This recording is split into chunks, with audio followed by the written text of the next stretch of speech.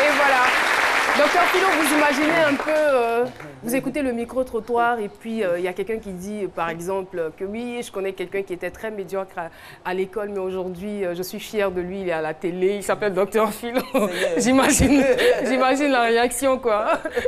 Comment vous auriez réagi? Mais là, déjà le micro-trottoir est déjà fait. Donc, ce qui a été déjà dit. Donc, j'allais assumer à tout cas. Mais j'allais... Non, mais Docteur Philo, ouais, quand on vous écoute, on sent que vous avez quand même été un élève brillant. Ouais, brillant. En fait, ce qui me fatiguait, c'est que j'étais dernier. C'était au fait par rapport à ce que. Parce que ma maman, toujours, même quand elle est première au marché, pour acheter les condiments, toujours, elle attendait en dernière position. Elle dit, il faut servir les autres, il faut me servir en dernière position. Et la nourriture qu'elle partait manger, elle fait qu'il était toujours dernier, au fait. Donc, moi, c'était un peu. Longtemps dernier de classe, je prépare aujourd'hui un master grâce au soutien de mes parents. Ngoran Ange Kwame Richard est notre invité. Il faut dire que votre père était contremaître dans une entreprise, dans une usine de textile. Votre maman, elle, était donc institutrice et vous êtes le 7e d'une fratrie de 12 enfants. Alors, vous avez rencontré beaucoup de difficultés. Assez. Beaucoup de difficultés lors de votre cursus scolaire, plus précisément à l'école primaire. Nous avons hâte de vous écouter, de vous entendre. Partagez, s'il vous plaît, avec nous cette expérience. Ok, merci Caroline.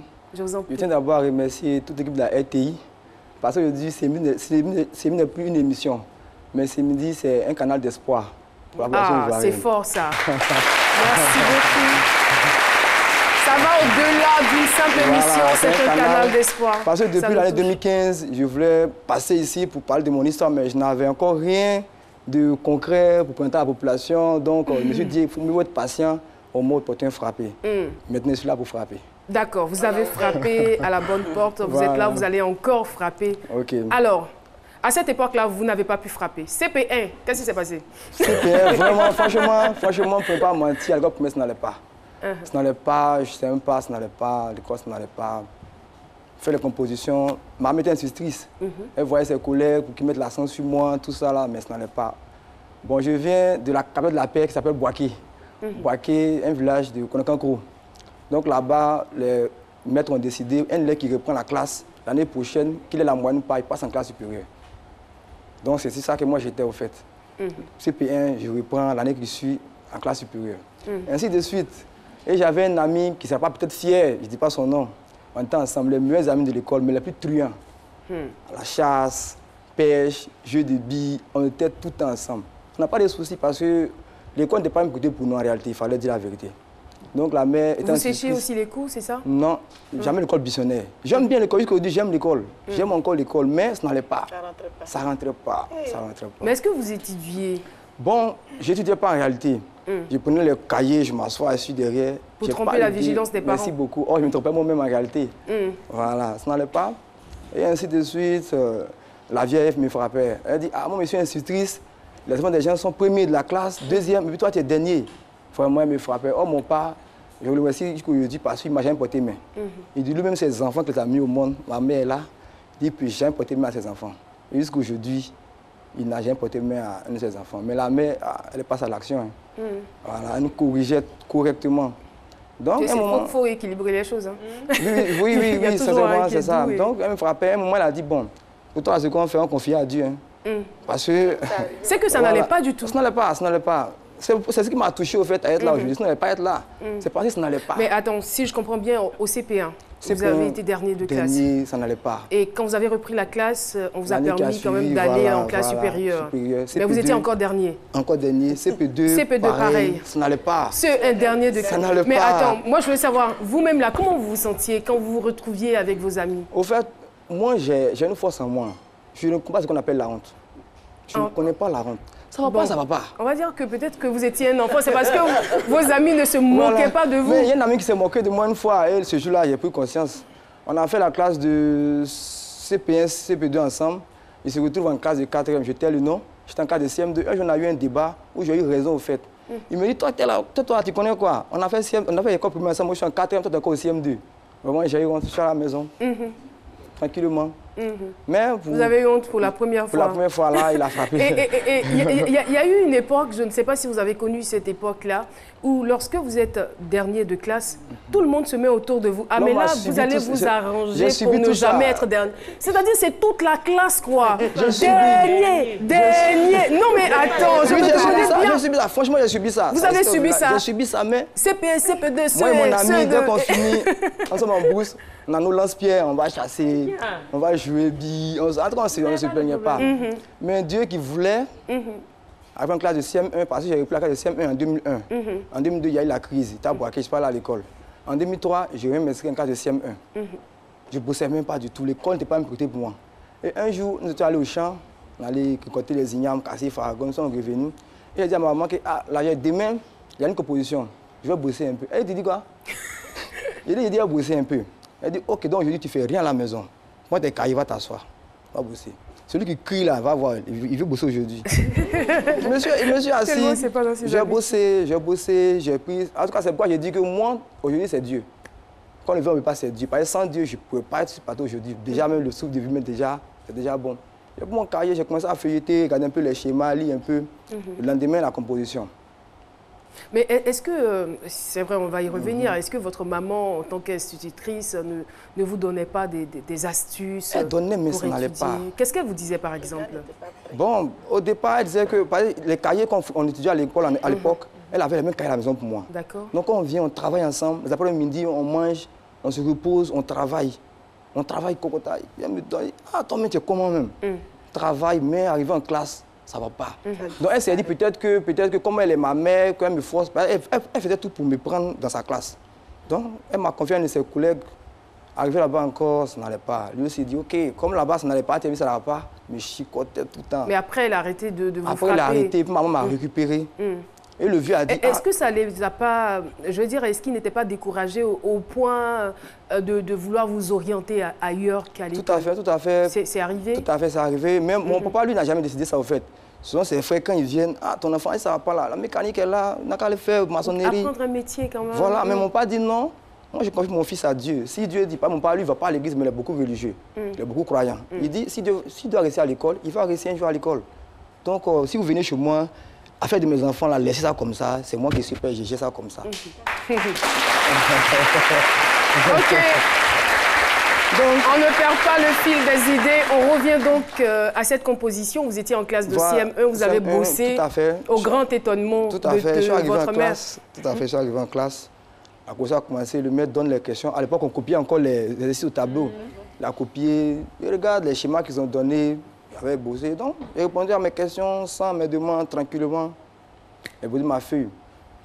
2 semaines après, la première des résultats, il dit, ah, il y a vraiment un jeune qui a beaucoup travaillé ici. Il y avait 2 premiers. J'étais le premier, il y avait une première ex-aequo. Non. Attends, vous êtes trop vite passé sur cette partie-là. Oui. Attends, vous dites après la composition, oui.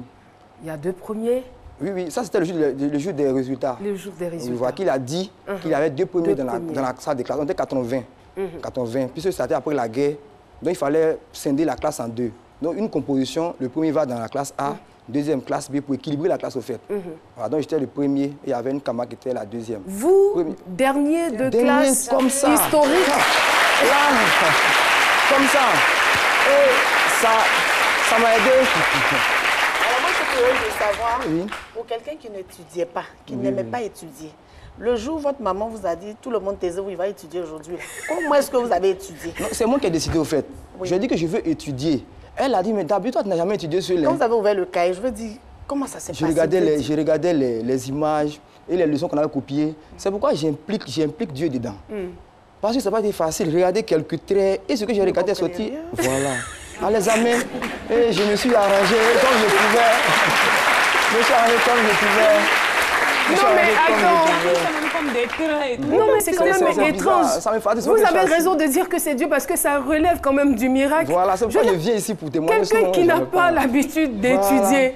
Et le jour où il décide d'étudier, il est premier de classe. Là, je vois des gens en train de se plaindre chez Dieu pour dire, Seigneur, nous, on étudie pour que tu ne nous vois pas au pied. Mais après ça, comment vous vous êtes senti vous-même? Merci pour la question. Ce jour, après, je suis allé sur la classe et dit, je suis premier de la classe. Ça, là, c'est un défi que je dois relever au fait. Et c'est ce jour j'ai compris très jeune qu'il y a des amis qui sont très ingrats. Au moins, j'étais encore nul. Là, c'est comme on s'amuse, on criait. Mais il y a des amis qui me sont approchés, tous là-bas. Toi, tu connaissais, tu n'as pas montré, on n'a pas eu la moyenne. Donc, très tôt, j'ai compris ça. Qu'il y a des amis, quand tu es dans le mal, ils sont heureux. Quand ça va, ils ne sont pas heureux. Donc, la nuit, vraiment, il n'y a pas dormi. Je dis, ça, c'est un défi. Hein. De dernier, je suis allé au premier de la classe. Il faut que je reste là-bas. Voilà. Je ne savais même pas bien lire. Je ne connaissais même pas l'alphabet de A à Z. Ça n'allait pas. Donc, seul, tout ce temps que j'ai, il fallait que je travaille encore. Pour rattraper là, vraiment, Dieu a travaillé. Je suis resté premier, deuxième, classe de CM1. Petit à petit, l'année est terminée. Je suis en classe de CM2. Et en classe de CM2, il y avait les doyens. Les doyens, c'est ceux qui avaient repris la classe de CM2 une fois, deux fois. Voilà. Moi, je suis arrivé encore très jeune. Non, vous étiez doyen parce que... Non, voilà.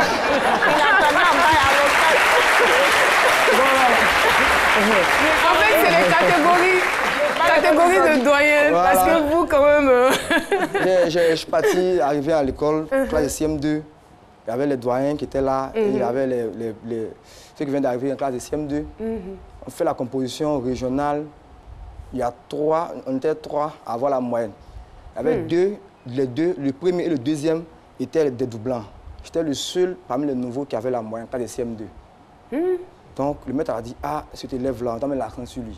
Parce que dans l'équipe, il est le seul qui vient de la classe de CM1, c'est qu'il a été bien préparé. Donc, notre maître, il a dit, OK, toi, désormais, tu t'assois devant. En tout cas, il me suivait. Je tiens à remercier ce maître-là. En tout cas, les cours, les exercices, il m'a aidé. Et encore, en Afrique, il y a un fait qui s'est passé, mon cahier de leçons est perdu. En classe, on partait jouer tout le temps après les cours, on partait jouer au football. Donc chacun met son cahier dans les sacs, on ferme la classe, on s'en va jouer. Je reviens, j'essaie de vérifier mes effets, mon cahier de leçon a disparu. Oh, il y avait une composition qui s'est annoncée. Je dis, ah, c'est quoi ça? Je vais à la maison, j'explique à la vieille, on revient à la maison, on revient à l'école, elle se pointe dans les classes, qui a pris le cahier de mon enfant, envoyé son cahier, au début elle a négocié sur une semaine, personne ne se manifestait. Après elle a dit, bon ok, nous sommes en Afrique, donc on va faire ça comme ça. Celui qui pense qu'il est fort, en fait, je pense que ce qui s'est passé en tout cas. Jusqu'aujourd'hui, je n'ai jamais vu le cahier. Elle m'a dit, si tu retrouves le cahier, il ne faut plus toucher le cahier. Jusqu'au village, il y a des gens qui sont comme ça, qui étaient bien à l'école. Une fois que un de leurs effets super, après ils deviennent autre chose. Donc moi, en tout cas, c'est là aussi quand mon père aussi, ma mère, m'ont dit, ok, reste tranquille. Dieu est là, il va faire son œuvre. En classe de CM2, il y a eu des problèmes à Boaké. Donc nos fils étaient venus à Abidjan pour la correction. Il y a eu des problèmes en 2004. Vous avez repris votre classe de CM2? Non, CM2, là, j'étais major de ma promotion. D'accord. Major pour les parce que c'était la même classe, mais il y avait les doublants, il y avait les nouveaux. Mais on composait ensemble. J'étais le premier des nouveaux. Donc, on a fini l'année. Il y avait des problèmes à Abidjan. Bon, voilà, on passe sur ça, voilà. Dans tous ces détails. Pour aller maintenant en 6e, on dit qu'il n'y a pas entrer en 6e parce que les feux ont été bloqués à Abidjan. On dit, ah, donc on fait comment? Donc je retourne encore à Abidjan pour reprendre la classe de CM2. Comme Boaké était une zone CNO. Étant ici, il était encore le major. Ça ne doit pas être facile quand même. Voilà, je retourne encore à Abidjan, là, c'était bon, on ne pouvait pas m'attraper. On ne pouvait pas. Les deux compositions. Vous êtes devenu trop fort. Voilà, les deux compositions, j'étais premier de ma classe. Et ma soeur, maman m'appelle, je peux dire, ah, ils ont décidé de prendre la moyenne de classe pour aller en 6e. Ils ont pris 12 comme moyenne. Toi, tu as une 13,85. Donc, tu passes en 6e. Reviens, tu vas aller faire la classe de 6e. Je dis, ok, j'ai compris, je vais réfléchir. Elle dit, tu vas réfléchir comment? Viens. Jamais été déjà. Voilà. Je suis revenu, elle m'a déjà inscrite au lycée Guibo Sungalo. C'est là-bas qu'on m'a orienté. Elle a fait un transfert pour m'envoyer cette classe de Boaké. Après, elle a fait la classe de 6e. Je tiens à le remercier parce que dès que j'ai rentré en 6e, le premier jour de ma rentrée en classe, j'avais mon kaki, tout était encore nouveau sur moi, mon fils. Si tu veux réussir à l'école, il ne faut jamais intégrer les mouvements des étudiants qui se passent à l'école.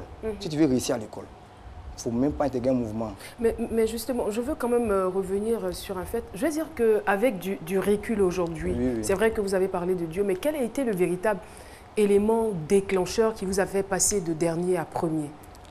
Bon, c'était l'étude. Est-ce que c'est juste parce que vous vous êtes concentré sur vos études? Est-ce parce que les parents vous faisaient quand même confiance malgré vos différents échecs? Cette question-là, même pour la répondre, c'est un peu difficile. Parce que jusqu'aujourd'hui, souvent lorsqu'on a des compositions, je suis à la maison, je ne bosse pas, mais 3 jours avant la composition, je me dis touche tel coup, touche tel coup, touche tel coup. Et arrivé à l'examen ou bien à la composition, ce sont les mêmes coups qui sortent. Jusqu'aujourd'hui même, ça se manifeste. souvent les devoirs, c'est moi qui débloque les situations. Voilà, souvent, je suis là, il y a une compétition qui s'annonce, je ne me presse même pas. Mais quelqu'un me dit, bon, touche tel coup, pas les coups là, ce sont des coups... C'est quelque chose qui vous dit ça quand vous dites quelque chose. Bon, il pense que c'est Dieu. Dieu. Voilà. Dieu, c'est Dieu, c'est Dieu, c'est Dieu. Qu'est-ce que vous faites dire que c'est Dieu? Bon, parce que Dieu, c'est Dieu qui est le père de tout ce qu'on a comme projet, hein, les études. Il y a des gens qui ont beaucoup d'argent, mais à l'école, ça ne va pas. Au moins, avec peu de moyens, avec mes cultures maraîchères que je fais, mes petites activités, chaque fois, je suis dans le lot, je suis dans le bain, un peu. J'avance comme ça. Et de vos deux parents, je ne veux pas quand même les mettre en compétition, mais des deux, qui c'est le plus impliqué dans votre réussite? Les deux. Les deux. Les deux. Alors? Les deux se sont impliqués totalement. Le père, à quel niveau? Le père, financièrement, il agit. Il était à Boaké même lundi, hier, il a encore agi. Et la mère, voilà. Il a agi. La mère aussi, en tout cas, elle me dit. Mais on est venu ici aujourd'hui, il a même embrassé, il m'a dit, ah mon fils, fais attention sur le plateau. En tout cas, elle me dit. L'éducation, elle ne joue pas avec. Sans elle aujourd'hui, c'est pourquoi aujourd'hui, je vois que les orphelins souffrent beaucoup. Parce que quand les parents ne sont pas là, vraiment, c'est pas facile. Pas facile. Les parents aussi qui sont là, en tout cas, qu'ils essaient de jouer leur rôle aussi. Parce que sans les parents, je n'allais pas être là. Peut-être être là aujourd'hui, mais pas pour ce thème. Voilà. Franchement, je leur dois tout ce que je vais avoir demain. Ça nous fait plaisir quand même d'entendre cela. Et merci de nous rejoindre. Vous êtes sur RTI 1 et vous suivez C'est Midi. Allons-y tout de suite pour le quiz C'est Midi. Quel est le jour de passage de la rubrique C'est Chap Chap? Réponse A, lundi. Réponse B, vendredi. Eh bien, ça sera très très compliqué parce que des fois, on voit donc A ou B au 98 133 pour tenter de gagner 100 000 francs. Je reprends donc la question. Quel est le jour de passage de la rubrique C'est Chap Chap? Réponse A, lundi. Réponse B, vendredi. On voit donc la réponse A ou B au 98 133 pour tenter de gagner la somme de 100 000 francs. Revenons donc à nos moutons, j'ai envie de dire, toujours avec Richard. Richard qui est devenu informaticien et comme il nous l'a confié, il était au départ dernier de classe et en classe de CM1, les choses ont changé. Il a étudié, il a sérieusement étudié pour la première fois. Il a été premier de classe et depuis lors, tout a changé. Voilà, il a décidé d'être toujours parmi les meilleurs. Aujourd'hui, il est informaticien. Avant de lui passer la parole, est-ce que vous savez que souvent les histoires qui sont racontées là, dans le plateau, au niveau des téléspectateurs ou peut-être du public, il y a certains qui partagent la même histoire. Alors, il y a quelqu'un qui aussi, dans ce studio, eh bien, il a été dernier de classe jusqu'en classe de 3e, c'est bien cela. Il a été couramment ou fréquemment dernier. Ça, c'est une fille. Mais après, tout a changé. C'est pas une fille, c'est un garçon. Bonjour, levez-vous s'il vous plaît. Alors, vous vous retrouvez très bien dans son histoire. Hein? Oui, madame.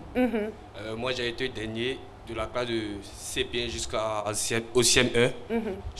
Mais vous avez quand même eu l'entrée en 6e. Oui, mais il a doublé. Par l'entrée en 6e, il a échoué à 1,5 points. Ma première fois et ma deuxième année, j'ai été premier de là jusqu'en 3e. Et pour cela... Ah, donc de la 6e à 3e, vous avez été premier. J'ai été premier jusqu'au... Mais qu'est-ce qui vous à votre niveau, ça a été quoi le déclic?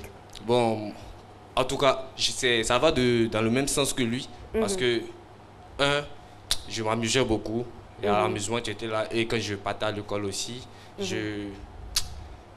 affaire de papier, ça ne m'intéresse pas. C'était pas votre truc. Alors, vous devenez premier. Par quel miracle? Bon, d'abord, c'est pas... Quand j'ai échoué, ma première fois, c'est ça, le maître m'a dit, c'est pas comme tu n'es pas fort, mais c'est parce que tu t'amuses beaucoup. Est-ce qu'il n'a pas dit, c'est pas parce que tu es nul? Hein? Non. Mais c'est parce que vous êtes trop distrait, c'est cela. Donc, dès lors, je me suis mis au pied et j'ai commencé à fournir des efforts. Et de là, tout a commencé. Actuellement, je suis en 2e année. De finance comptabilité. Ah, c'est bien. On va compter l'argent ensemble. Merci beaucoup. Merci infiniment. Voilà qui sont en train de nous dire à quel point le fait d'avoir des encouragements, que ce soit de l'instituteur ou des parents, contribue aussi à, je ne dirais pas à une prise de conscience, mais à une certaine confiance en soi. parce que ça a contribué, c'est cela. Beaucoup, tout à Alors, informaticien, le domaine de l'informatique est quand même vaste. Votre spécificité, c'est laquelle? Analyste programmeur. Analyste programmeur. Oui, je crée les logiciels. Bon, présentement en Europe, c'est parce que tous les jours on est quitté en Europe. Là-bas, il y a des gens qui font la base de données. Dans un premier temps, il y a les développeurs qui viennent faire le logiciel. Mais moi, c'est moi qui ai présenté l'application SAM le jeudi 1er mars. Tout à fait. Voilà. Présenté par Aloussène voilà, Sidibé. tout à fait. Est-ce que vous pouvez revenir un peu sur cette application-là? Non, mais attends, quoi. Mais la vie nous réserve quand même des beaucoup surprises. de surprises. Préparons-nous à y faire face. Parce que la vie, vraiment, faut jamais te moquer, il ne faut jamais te décourager au fait. C'est cela. Moi, j'ai des difficultés que si je raconte, d'autres vont dire que c'est une histoire. Non. Vraiment, c'est sur le problème. Mais j'ai toujours fait face et puis j'ai toujours la tête sur les épaules. Donc, ça me fait mal quand je vois des jeunes qui vont tuer des enfants, par exemple, pour avoir de l'argent. Ils pensent que ce n'est pas essentiel, au fait. C'est pas essentiel. Si tout le monde veut se mettre à faire ça, où irons-nous? Donc, mais aussi, au lieu de couper la tête des gens, il faut utiliser plutôt étudier. sa Et puis tête. aussi, à ce niveau aussi, non, à ce niveau aussi, il y a un problème. Travailler. À ce niveau aussi, il y a un problème. Lorsqu'on étudie aussi, quand le produit sort, il faut que ça soit mis à la goutte des Ivoiriens. Ce sont des nuits de boss, des financements qu'ils l'ont pris pour créer les logiciels. Et quand tu finis, on m'appelle, depuis le 1er mars, on m'appelle, mais ton logiciel, on ne voit pas ça sur Play Store. Mais j'ai besoin de l'agrément, des moyens de distribution d'eau et de courant pour que la population puisse utiliser mon application. Mais jusqu'à aujourd'hui, ça tourne encore. Quand tu appelles, non, il faut attendre encore, il faut attendre. Tu n'appelles jamais. Mais l'application, quelle était mon inspiration? Si de dernier, vous êtes passé à premier, c'est que l'application qui est déjà née là peut être promue. Dieu fera grâce, Dieu fera grâce. Bon, d'abord, pour répondre à votre question, je vais souvent à l'agence pour des opérations. Je vois que dans l'agence de distribution d'eau et de courant, il y a encore une grande personne qui vont payer leurs factures, qui sont encore en rang. Je me pose la question, mais pourquoi ces gens viennent encore faire des rangs encore, malgré qu'il y a moyen qu'ils existent? Donc, on appelle ça cahier des charges. Voilà, je prends un cahier, je leur pose des questions. Pourquoi vous venez? Pourquoi vous venez? Je vais vers les transactions de mobile money. Pourquoi? Non, pas de pub. Ok. Donc, je pose des questions. Les abonnés, eux, me posent des questions. Quels sont les problèmes que vous rencontrez? Donc, je me suis assis. Et ce sont tous ces besoins, toutes ces limites-là que moi, j'ai pris, j'ai imaginé, puis j'ai travaillé dessus sérieusement. Voilà, donc les gens ont apprécié l'application. Avec permission, je serai à Boaké le samedi 17 mars pour la présentation. De Boaké, aux autorités de Boaké, pour qu'on puisse m'accompagner pour qu'au moins, parce qu'un produit, ce n'est pas des produits, c'est des produits et mettre à la disposition de la population. Voilà, et j'ai même une application. À un moment, on perdait beaucoup les comptes, comme je ne vais pas dire aussi le nom. Voilà, les comptes, les gens travaillent, ils les payent à 50 000, ils épargnent 40 000. Et puis un jour comme ça, quelqu'un vient, paf, il balaye son compte. Donc, je travaille sur une application qui est encore très, très solide encore. Peut-être, ça sera présenté. J'ai encore 7 logiciels sur lesquels je travaille seul. Voilà, je suis en train de créer mon entreprise, mais j'ai déjà commencé les démarches, j'ai les papiers. Les gens me disent, mais quand tu crées le logiciel, il faut mettre sur Internet. Je dis non, j'ai fait 3 ans dans le droit. J'ai fait un master 2, j'ai été formé à l'école. Donc, il ne faut pas te permettre de faire des choses dans un pays de droit. Tu crées quelque chose puis tu mets sur Internet, c'est difficile, c'est pas bon. Voilà, donc moi j'ai un combat que je veux mener parce que vraiment, depuis 2015... Alors, moi j'ai un tout petit conseil à vous donner. Oui. Vous savez que Move est annonceur de cette émission. Move est le sponsor de cette émission. Donc, essayez quand même d'adapter votre application à Move. C'est sûr que vous aurez des résultats. J'ai été là-bas depuis le... Bon, merci. Donnez trop d'explications, c'est pas bon. Merci. Insistez. Après cette émission, c'est sûr qu'ils vont vous rappeler. Merci. En tout cas, merci beaucoup d'être venu nous rendre ce témoignage. Merci. Voilà. Merci. On va donc retrouver le sage Sissoko. Si vous êtes prêts, on vous retrouve tout de suite.